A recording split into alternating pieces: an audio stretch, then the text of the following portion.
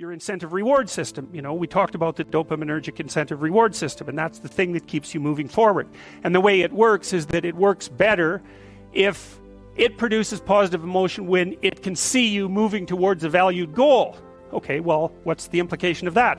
Better have a valued goal, because otherwise you can't get any positive motivation working out. And so the more valuable the goal, in principle, the more the microprocesses associated with that goal start to take on a positive charge. And so what that means is, well, you get up in the morning and you're excited about the day. You're ready to go. And so as far as I can tell, what you do is you specify your long-term ideal.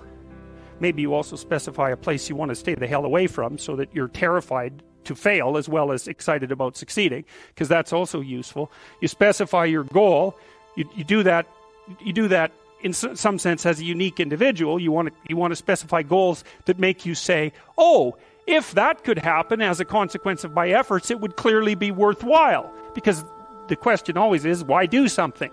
Because doing nothing is easy. You just sit there and you don't do anything. That's real easy. The question is, why would you ever do anything?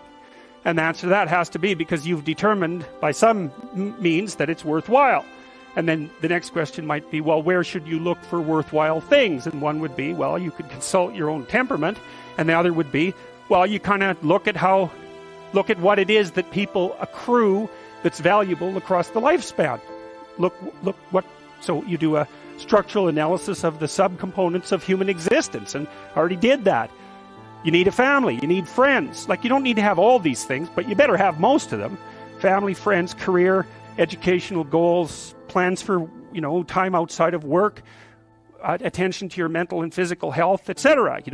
That's what life is about. And if you don't have any of those things, well, then all you've got left is misery and suffering. So that's a bad deal for you. So once you set up that goal structure, let's say, and that's really in many ways that's what you should be doing at university. That's exactly what you should be doing, is trying to figure out who it is that you're trying to be, right? And you aim at that, and then you use everything you learn as a means of building that person that you want to be. And I really mean want to be. I don't mean should be, even those things are going to overlap.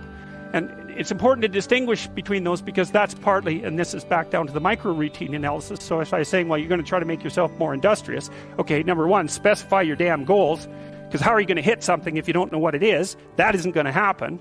And often people won't specify their goals too, because they don't like to specify conditions for failure. So if you keep yourself all vague and foggy, which is real easy, because that's just a matter of not doing as well, then you don't know when you fail.